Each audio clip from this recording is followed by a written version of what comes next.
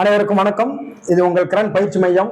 இப்போ நம்ம சப் இன்ஸ்பெக்டருக்கு +2ல ஹிஸ்டரியில என்னென்ன டாபிக் ரொம்ப இம்பார்ட்டன்டா நீங்க பார்க்கணும் அப்படின்றது தான் இந்த வீடியோ. முழுசா பாருங்க. அப்பதான், ஏன்னா +2 படிக்காம நீங்க போகக்கூடாது. +1 +2 படிக்காம எக்ஸாம் ஆளுக்கு போகாதீங்க. நான் திரும்ப திரும்ப வலியுறுத்துறது என்னன்னா, நம்மளுக்கு சிலபஸ்ல என்ன கொடுத்துருக்குறாங்களோ அந்த டாப்பிக்கை நம்ம முழுசா பார்த்துட்டு போகணும். ஏன்னா அதை படிக்கல இதை படிக்கலன்னு ஒரு அறகுற மனசோட நீங்க எக்ஸாம் ஆளுக்கு போகவே கூடாது. அதை உங்களை கீழே இறக்கிடும். ஏன் அப்படி சொல்ல வரேன் அப்படின்னா, இப்ப நீங்க பிசி கொஸ்டின் பேப்பரை பார்த்திருப்பீங்க. அதுல கம்பல்சரி எல்லாருக்குமே ஒரு 50-55 கொஸ்டின்ஸ் ஆவரேஜா, இப்ப படிக்கிற எல்லாருக்குமே அந்த 55 கொஸ்டின்ஸ் கம்பல்சரி ஆவரேஜா ஆன்சர் தெரியும். இப்ப அதனால நீங்க இந்த கொஸ்டின்ஸ், பிசியோட கொஸ்டின் பேப்பர் என்னன்னா ரொம்ப ஈஸியா இருக்கு அப்படின்னு நினைச்சிருங்க. ஆனா இப்ப நீங்க அந்த ஸ்பாட்ல அந்த எக்ஸாம்ல நீங்க அந்த கேண்டிடேட்டா இருந்து அந்த எக்ஸாம் அட்டன் பண்ணீங்கன்னாலும் இதே சேம் மார்க் தான் எடுத்திருப்பீங்க.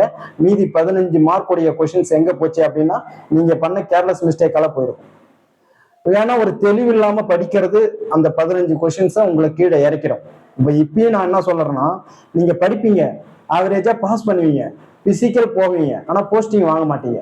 அப்ப எதுக்கு நீங்க உட்காந்து இவ்வளவு கஷ்டப்பட்டு படிக்கணும்?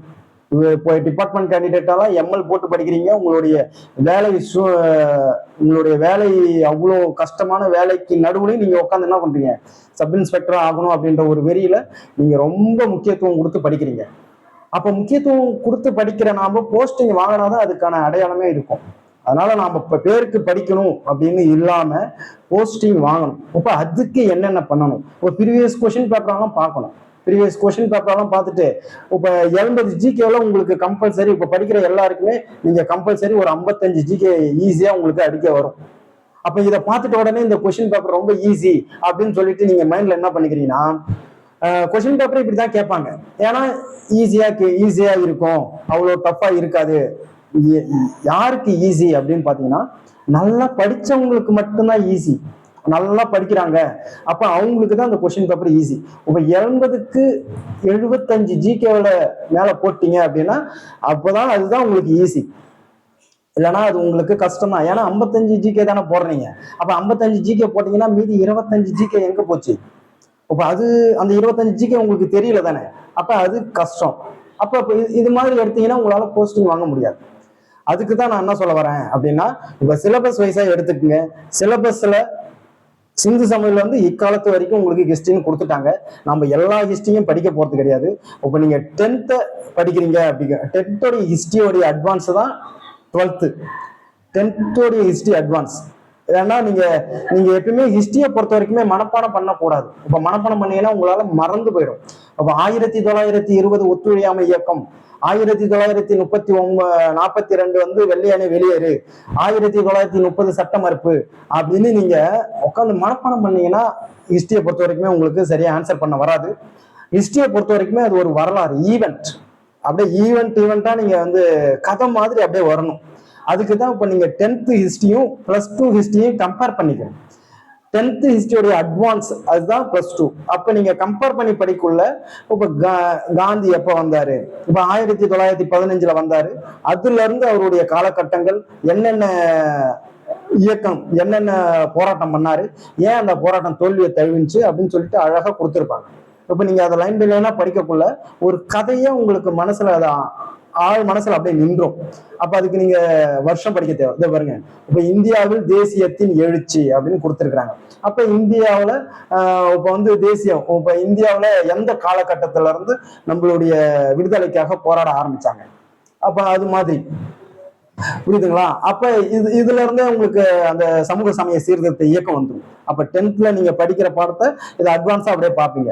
எப்ப பிரிஞ்சாங்க, இப்ப ஆரிய சமாஜம், பிரம்ம சமாஜம், பிரம்ம ஞான சபை, இது அடுத்தது என்னது, ராமகிருஷ்ணா மிஷன், இதெல்லாம் வருது இல்ல. அப்ப இதுல அப்படியே உங்களுக்கு கோர்வையா வரும். இதை படிக்கக்குள்ள உங்களுக்கு ரொம்ப ஈஸியா இருக்கும். அப்ப 1ல இருந்து 8வது பாடம் வரைக்கும் நீங்க கம்பல்சரி படிக்கணும். ஹிஸ்டரியை பொறுத்த வரைக்கும் 3 டைப்பா பிரிப்பாங்க. ஒன்னு ஏசியன் இந்தியா, இன்னொன்னு மிடிவல் இந்தியா, 3வது மாடர்ன் இந்தியா. இது மாதிரி 3 டைப்ல இருந்து உங்களுக்கு கொஸ்டின்ஸ் கேட்பாங்க. இப்ப ஏசியன் இந்தியான்றது சிந்து சமவெளியில இருந்து ஹர்ஷரோட முடியும். இது வரைக்கும் ஏசியன் இந்தியான்னு சொல்லுவாங்க. அதுக்கப்புறம் காலகட்டங்கள், முகலாயர்ஸ் இது வரைக்கும் வராங்க பாத்தீங்களா, அது வரைக்கும் மிடிவல் இந்தியா.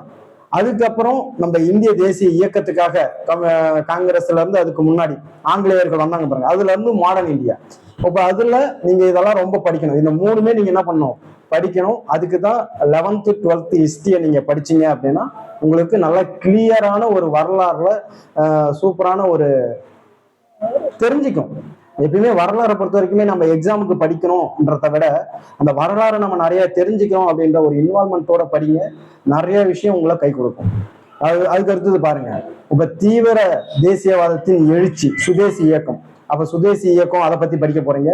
அப்ப இந்திய விடுதலை முதல் உலக போர் தாக்கம் ஃபர்ஸ்ட் வேர்ல்டு வார்ல நடந்ததுல இந்தியாவில் எப்படி எஃபெக்ட் ஆச்சு, அப்ப என்னென்ன பண்ணாங்க, யார் யாரு என்னென்ன பட்டத்தை திறந்தாங்க. ஏன்னா இதுக்கப்புறம் அதுல நிறைய வரும். ஜாலியான வலாபாக் வரும், அதுக்கு அடுத்தது ரவுலட் ஆக்ட் எல்லாமே அதுலதான் வரும். அதுக்கப்புறம் காந்தி வராரு. அப்ப அந்த காந்தியை பத்தி நீங்க படிக்க போறீங்க, புரியுதுங்களா? இதுக்கப்புறம் வந்து இது மாதிரி போராட்டங்கள்ல புரட்சிகர தேசியவாதத்தின் காலம். இப்ப இந்த 8 படத்தையுமே நல்லா படிங்க. இந்த 8 படத்துல வந்து உங்களுக்கு கொஸ்டின்ஸ் இருக்கும். கம்பல்சரி இந்த 8 படத்தை ஒரு வாட்டி பார்த்துட்டு போங்க. ஏன்னா ஐயோ நம்ம ஒரு கொஸ்டினை நீங்க பார்த்துட்டு தான் அதுக்கேற்ற மாதிரி ப்ரிப்பேர் பண்றீங்க. அதுக்கு முன்னாடி நம்மளுக்கு சிலபஸ் என்னவோ அது எல்லாத்தையும் பார்த்துக்கிங்க. இப்ப அதை படிச்சுட்டு நம்ம போய் அந்த இடத்துல அந்த ஸ்பாட்ல நம்மளுக்கு ஈஸியா என்ன பண்ணலாம், கொஸ்டினை டக்கு டக்குன்னு கிளியரா அடிச்சுட்டு வரலாம். நம்மளுக்கு ஒரு கொஸ்டினும் ரொம்ப முக்கியம். ஏன்னா இதான் நம்மளுடைய வாழ்க்கையை மாற்ற போறது. அப்ப அந்த ஒரு கொஸ்டினுக்கு நம்ம என்ன பண்ணணும், அது ரொம்ப டீட்டெயிலா கிளியரா படிச்சுட்டு போகணும். அதே மாதிரி படிச்சா மட்டும்தான் சக்சஸ் ஆகும். வாழ்க்கையில வெற்றி மட்டும்தான் உங்களை வந்து எல்லா விஷயத்தையும் காப்பாற்றும். தோல்வியை மட்டுமே சந்திச்சு இருந்தீங்க அப்படின்னா நீங்க தோல்வியை கேட்க கேட்க உங்களுக்கு மோட்டிவேஷன் நல்லா இருக்கும். ஆனா நடைமுறை வாழ்க்கைக்கு பாத்தீங்கன்னா தோல்வியை சந்திச்சனுடைய வாழ்க்கை எல்லாமே வெறும் அடியில போய் முடிஞ்சிருக்கு. அதனால வெற்றி மட்டும்தான் நம்மளுடைய இலக்கு. அந்த வெற்றியை அடையணும் அப்படின்னா நீங்க நல்லா எஃபெக்ட் எடுத்து படிக்கணும், நல்லா படிக்கணும், நல்லா டெஸ்ட் எழுதணும், நல்லா ப்ராக்டிஸ் பண்ணணும். ஏன்னா டெஸ்ட் ப்ராக்டிஸ் பண்ணதான் ஒரு கொஸ்டின்ல இருந்து நீங்க கிளியரான ஒரு ஐடியாவில் அடுத்தடுத்த ஸ்டேஜுக்கு போவீங்க. நல்லா பண்ணுங்க. சைக்காலஜி நல்லா போட்டு பாருங்க. ஹிஸ்டரியை பொறுத்த வரைக்கும் தான். இப்போ உங்களுக்கு நாளைக்கு வந்து நான் இன்னைக்கு டாபிக் வந்து உங்களுக்கு ஹிஸ்டரி தான் கொடுப்பேன். எல்லாரும் நல்லா கிளியரா படிச்சுட்டு டெஸ்ட் எழுதுங்க. All the best. தேங்க்யூ.